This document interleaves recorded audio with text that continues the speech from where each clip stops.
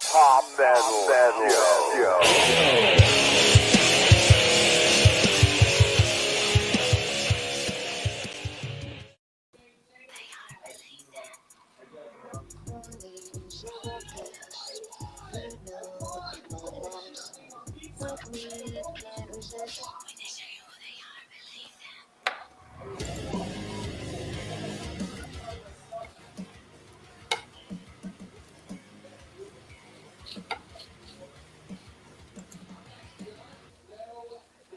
This takes a chance to change.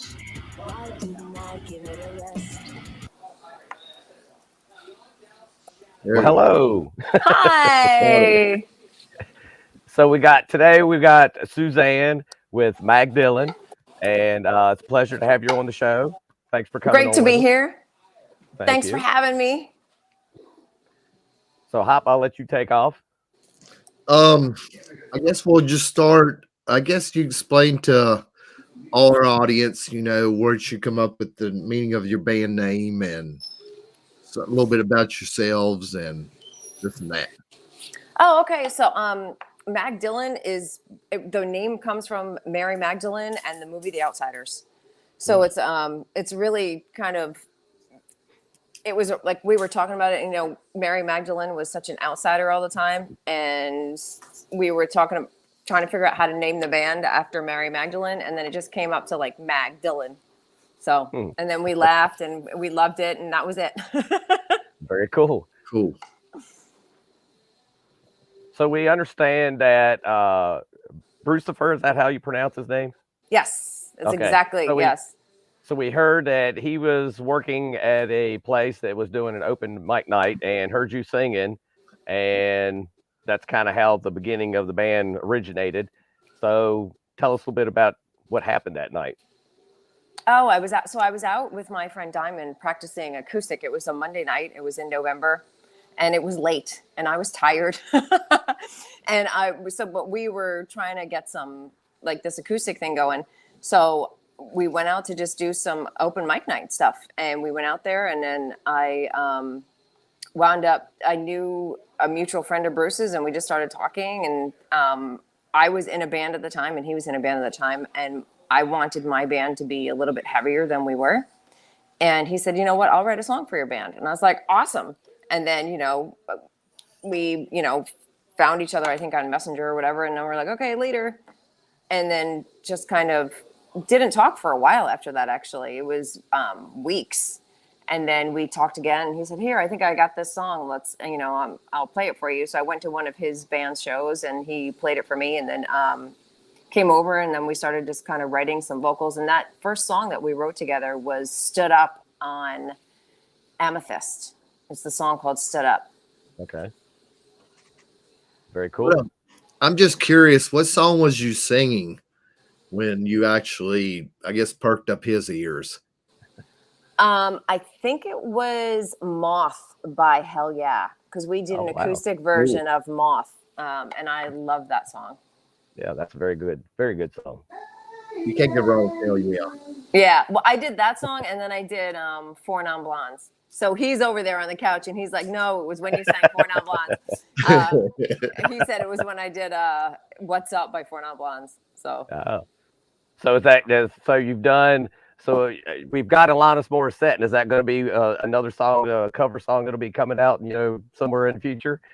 No. A more heavy version. No. Well, it's worth a shot, It is worth a shot, but no. I might do a TikTok with it, though, because there's been a lot of, I think the singer from Within Temptation did a TikTok of it, so I might do a TikTok of it, but yeah, no. Yeah, she's a very good singer. I love her. Oh, yeah, she's awesome. And we play around, like one of the times we played around, we did like a TikTok of Voices Carry by Till Tuesday. We were playing around one day, and I was like, hush, hush, and we just, wound up doing a little minute video or whatever of that. It was fun. That's pretty cool. So it looks like in 2018 you released an EP.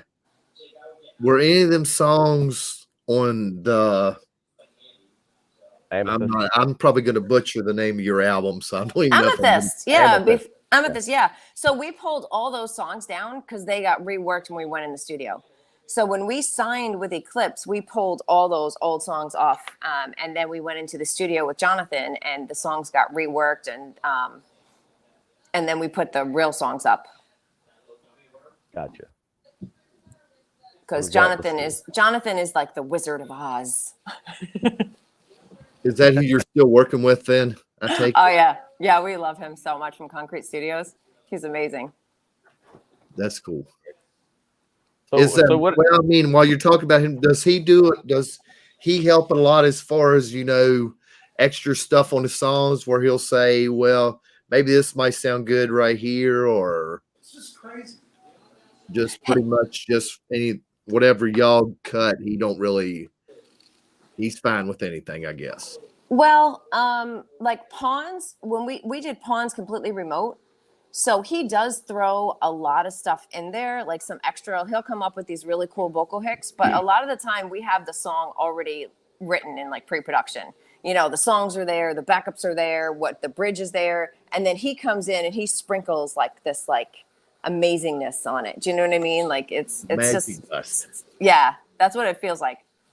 Because you know, he just makes us. He always takes the song to the next level. We're like, oh my god. So what's the writing process for you as a band? I mean, do you just kind of go in there and everybody just starts, or do you just like somebody write the song or like the music side of it, and then you write the lyrics, or somebody else write the lyrics, and you just kind of piece it together, or how's it work for you guys? It depends on the song. So most of the time, a lot of the way the song is, Bruce writes all the music. So Bruce writes the music and he comes up with the melodies, and then he'll come to me and he'll be like, okay, I need a hook. Okay, I need a chorus, or I need this. And I'll say, okay. So then I'll listen to it and I'll throw, all right, so this is what I'm feeling for this. Or sometimes like with Stress, the song that we have right now, I woke up in the middle of the night and can I curse on this show? Is that cool? Yes, you can. Okay. What? So I woke up in the middle of the night and I was like, everybody needs a little bit of fuck it in their life. And he was like, what? And he would already kind of had like this really cool guitar riff, and it just kind of fit right in there. So that's just, you know, it just, yeah, it's a happy accident. So some songs like where he does most of the production and the guitars and all the stuff. And then I'll come in and I usually put, you know, the vocals down and the lyrics, and then, you know, we'll write the bridge. And then sometimes I'll have an idea which will completely send the song in a different direction, because sometimes I have such a pop style vocal that he'll be like, okay, back to the drawing board. I'll be back. You know what I mean? Well, I have to say I had not the best of days today at work, because we work a 12-hour shift and we work side by side, me and Hop do. And it was I don't want to say it was a super stressful day, but it was a little chaotic and a little more than I wanted to involve myself in. But anyway, yeah. So I was actually listening to some of your stuff on the way home, and then the last song I heard coming into my driveway was Stress. And that was kind of like the icing on the cake. It helped blend me out of my day and get me all that stuff out of my head. And so I had that little bit of fuck it in my life. See, that's what we try to do. That's Yeah. awesome. Thank you for telling me that, because that's it, you know. So I worked in corporate America for a really long time, and I wrote a lot of those lyrics when I was sitting in my office, and because I used to work in a call center, and I would be sitting in my office just like that's such a hard, thankless job. And I was just thinking to myself, like, this is just, you know, this is hard. And everybody needs to just kind of like, sometimes you just got to get up and be like, fuck this. Like, I'm done. Yeah. I'm done. I'm out of here. Yep, So, there's been many times I've had to walk out, go take a little breather, and at work, you know, just go outside, step outside for a few minutes and fuck it. Yep. Start And fresh. just cool down and cool off and be like, yep, I got it. Something's got to give. Yep. All right, Reset. I know we've been watching y'all's video for You Ought to Know, and being that you're not really too far from us, we're assuming that was shot on Virginia Beach. Beach. And why did you pick that song? Guess what was the meaning behind that? Was the cover tune that y'all picked? So that's been one of my favorite songs since Jagged Little Pill changed my life. So that's one of my favorite albums of all time. And that's always been my favorite song. And I guess it's because I've been cheated on.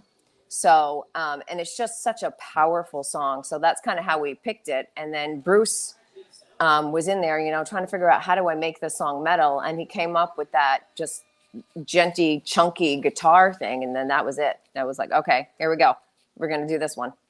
And then I know when we saw y'all, because I'd never seen y'all before. I know it really like perked me up. It was kind of like I loved that version of it.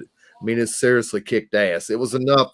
And what was cool was that was enough to make me dive into the rest of y'all's collection. Oh, thank you.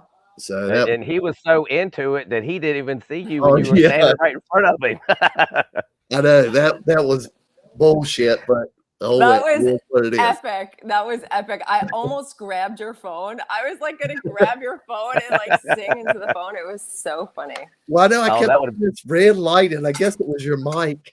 I was like, I think she was just, it's just ridiculous. It was funny. It was really funny. We have a comment here, says from Steve G from North Carolina, says that the crowd in Richmond loved it. Yeah, it was awesome. It was so fun. And that was a thing with the crowd never left. I mean, when y'all played the whole time, everybody stayed there. I thought that was awesome too. It was so cool. Like that was such an epic. It was so fun. I mean, I think I was standing off to the side at the bar, and I was talking to a guy that kind of follows us on the channel. And so he and I were talking, and we were discussing y'all and talking about how y'all had like a lot of different variety of sounds within your music. And I was like, man, there's something here for everybody to enjoy. So if you walk away from this show and you say, well, they sucked, well, then you just don't have good taste in music, because obviously, there was something there for everybody. And just looking around the room, you could tell everybody was into it. That's awesome. And I guess we had this question on down here. It was, how did you get the gig to open for the Warning? The promoter messaged us and said, hey, can you guys do this? And we were like, okay, hang on. Let's make sure that we can drive 15 hours from Michigan and get down in Richmond. So we drove all night. We left Michigan at like midnight. We left the Upper Peninsula of Michigan at midnight to get down there for that show. So was this kind of like a last minute deal, or? Yeah, he asked us on Wednesday if we could open the show, and we love the Warning. You know what I mean? Like they're a great band. They're such an amazing band, and we just thought it was such a cool opportunity for us. So we made it happen. And plus, we know the promoter, and we always pretty much do whatever we can for him. Well, that's good. It's good to have connections like that, and even if you got to drive 15 hours, it's good to have those connections and stay true to your word on those. So we've got a friend of ours, Jerry. He says he's got a question here for you. It says, what I've heard of your band sounds more in line of more of an industrial kind of sound to it. Is that what you're going for, or plan on going heavier, or stay to that style of music that you're playing now? Nah, we just stay authentic to what we're feeling in that moment when we write. You know what I mean? We don't really try to. Yeah, there's more of like what we're feeling. And that's kind of like Stress is so. Wait till you hear the next song we release. It's an acoustic ballad. Wow. Yeah, so it's an acoustic ballad about our puppy that passed away. And that one's coming out at the end of September. So, we just really write authentically to what we're feeling. And that's why Stress is so different from anything else that we've done. So there's a lot of people are listening to Stress and they're like, what is happening? Well, it's so, go ahead. Your stuff is every day. I mean, you can relate to some of the lyrics. I mean, I think everybody can relate to different stuff at different times. And you could tell the stuff's right from the heart. And yeah, because I was, like I've been kind of cramming here the last couple of days trying to catch up and listen to make sure I catch all of your stuff. And I'm like, wow, this really hits me here, like I said, Stress and and the song Warning, I've really enjoyed that song. And then Tears is really good. So it's like what's the Naked and Alone in the Bathtub. I really enjoy that song. There's all kinds of great stuff. So definitely, if nobody has heard you yet and they're actually paying attention to watching this interview, definitely go check them out and listen to their music, because there's a lot of good stuff out there. Thank you. Yeah, Naked Alone in the Tub, that was a tough one for me. I almost didn't want to put it out there because I felt like it was too sad. And I really always try to be uplifting. But then again, there's, that thing about being authentic. So you have to be authentic. So it's Well, yeah. and sometimes it's good to have a release, and if it helps somebody else, Yep. then it was all worth it. Yep. Sure is. So,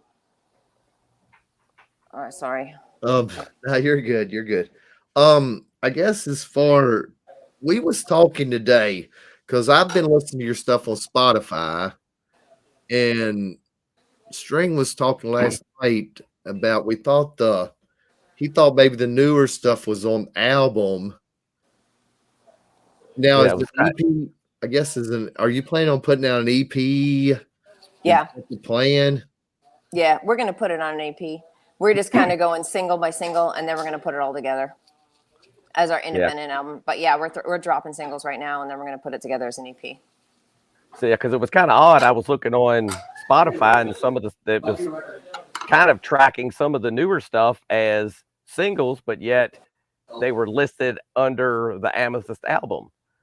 It was kind of odd. That's what was throwing me off. But then when I went on like looking at a different place for like Amazon, they had it with all the actual tracks on it. So it was kind of throwing me off a little bit. Oh, that's interesting. I think it just kind of like does like a Spotify radio thing, and it says Yeah. based on Amethyst, you might like this. I'm not sure. Well, but if I clicked on the actual album, because it's got your releases, and I clicked on the Amethyst album, and it popped up with all those songs that were the singles, which was kind of odd. But he had it, but on his side of it, it did not show that. That was kind of weird. Okay. So he's That got is the weird. paid version. I don't. Maybe that's what it was. I don't know. But Oh yeah, that could be. That could definitely be. Yeah, it was just kind of screwed up because we was talking about it this morning and just trying to figure out, because I told him, I was like, well, what I've got is, them songs aren't listed on the hard copy. And I know we had talked about getting a hard copy off you. That's why I'd sent you that message this morning. Yeah, I'm gonna send you the hard copies. 3 of them, right? You want, right? Yeah. I just gotta wait till we get the whole band together for everybody to sign them. Well, that's understandable. I know y'all was working on stress and all that. So, and that was probably stressful. So, Oh yeah, yeah, it really, yeah. so is there a release date on the EP? I mean, No, not yet. Now- Not yet. We're just still dropping singles. but it'll Well, definitely be a hard copy. It'll definitely be a hard copy, though. Oh yeah, we'll get it on a hard copy. Yeah. So, and you mentioned that you were self-releasing this, so you're not on with Eclipse anymore, or No, we went straight independent last year. So was that just like a one record deal with them then, or did you have to like bounce out of your contract or anything? Yeah, it was a 1 record deal, and Oh. we're we love Eclipse, but we just kind of wanted to roll independent and see how, just take a stab at it because it's kind of Yeah. what everybody's doing right now. So we're like, all Yeah, I right, was well, let's do gonna it say. too. There's a lot of people doing that, and I think it's kind of beneficial, and it helps you get what you want, and you don't have to worry about having to deal with what the label thinks is better for you or whatever. And sometimes you got to take a chance, and most of the time, I think here recently, it's been paid off for a lot of bands that's been doing it. So Yep. Exactly. Although Chris is really supportive at Eclipse, like he's very supportive, and he's like, he doesn't really get involved and like kind of tell you what to do. It's just sometimes like the dates, if you want to release stuff, it might be limited on like when. gotcha. Which that's not so bad then. At least if he's giving you a lot of freedom, then that's pretty. Yeah, that's a he's good awesome. thing to have. So, yeah. Now, what's the plan on? Are y'all just touring whenever you can get dates, or do y'all have a full out tour maybe planned, or looking and opening for a band, or? We are hoping to land a tour more in the late fall, like late fall, November-ish. But we don't have anything solid yet. Gotcha. So yeah, so we are looking at doing more tour dates than we are. But we are doing, we have Louder Than Life in September, so we're excited about that. Was there any option for Blue Ridge? Because I know that's a big festival that a lot of bands have been playing on. I know. We played Blue Ridge last year. Oh, did you? Yeah, we played Blue Ridge last year. Well, we have a friend of ours that he's been, I guess, the last 2 years, I think maybe, and so I'm assuming that he was going this year, but he's kind of told us about it a little bit. And I think last year was a little chaotic for some of the campers and stuff. There was a little bit of confusion on that stuff there, but I heard of all the bands were really great and it was a good time. So I heard a lot of positive stuff about the bands. It was awesome. Blue Ridge was amazing last year, and I'm sure it's going to be amazing this year too. Oh yeah, there's a lot of great bands there, and I've seen a lot of reunion bands getting together for a reunion just for that show. So that's pretty cool. Yep. Now, when y'all played Blue Ridge, did y'all get to hang out with any of the bands? Well, we were backstage, but honestly, that day you're so busy. The day that you play, even though you're backstage running around, and some of the guys did hang out with some of the bands, but I was selling merch. So I was after our set, I was out there at merch for I think 3 hours. So Wow. And then by the time that's done, we were packing up and trying to get home and stuff like that. So Yeah. I'm sure that could be a chaotic mess just trying to get out of there at night too. So yep. So well, so you said you guys are fans of the Warning. So you said you've been kind of following them for a while then? Yeah, I've been listening. I shouldn't say I've been following. You know what I mean? I don't really follow them. Yeah. I knew they were here playing with Hailstorm and the Pretty Reckless the night before, but I do listen to them. Yeah, I love their music. Yeah. We've kind of we've had some followers on the channel had introduced us to them, and it's been a great ride following those girls. They're so talented. So yeah, they're so good. Yeah. We had a friend of ours named Eric. He's from the Stanton area, but he saw you guys open for Blacktop Mojo, Virginia Beach. Oh, cool. He talked to the drummer, and he actually used to work at Chili's, which is what'd you say, String? About 45 minutes from us? Yeah, in Stanton. Yeah. Yeah. So we're guessing the drummer must have lived in Stanton some point in time, which is really close to us. I think he lived there for a little while. I'm not sure how long, but I know he did live there for a little while. He's from Illinois. He's from Peoria. And I know he lived in California for a bunch of years, and he used to work for Nonpoint. But I don't know much. I do know, I think I heard him say he lived in Stanton, but I don't remember when or for how long. And I know Eric said y'all were spot on that show. He said y'all did a great job. So thank you. That's cool. That's good to hear. And opening for Blacktop Mojo is not a bad gig because them guys seem to have all their stuff down pat. Yeah, I love them. They're so good. And they're nice guys too. Yeah, they are. So as a singer, who is some of your idols that you look up to and as an inspiration that got you into singing? Oh, all right. So obviously Alanis. Alanis is one of my favorites. One of my other favorites is Stevie Nicks. Oh, yes. Very good. Of course, Lizzie Hale is, to me, she is one of the best vocalists I've heard and singers. She's amazing. I love her. I wouldn't say I don't know that I could be influenced by her because I have such a different vocal style. Do you know what I mean? But she's one of the things where if I'm trying to do vocal exercises, I try to sing some Lizzie. I try to sing some Hailstorm. There you go. Because that's going to stretch my vocals. So who else was I heavily influenced by? I'm trying to think. This question always stumps me. I don't know why, because I guess it's kind of, because it's, I have such a different style of, things that I've listened to and things that I practice to, because, I always try to sing the stuff that's super, super hard for me, which would be any type of the top 40, some of the top 40 pop stuff where you're talking about Mariah Carey or Ariana Grande or those type of vocal styles. Not that I try to sing that way, but it's fun to try, if that makes any sense. Yeah. So, well, it's good Alanis is the biggest one. Well, it's good to kind of exercise your voice in ways that you may not do on a regular basis, and it might, you might find something that might work for another song, something that you might pull out of it. So. Yep. Now go ahead, Hop. All right, we follow another sister I call GFM, and me and String were talking today that y'all's vocal style is kind of similar. I'm not sure. Have you ever heard of GFM? I have, because we both played Blue Ridge in 2018. Yeah, All that's right, right. cool. Yep. And they played a couple of bands before us on the same day.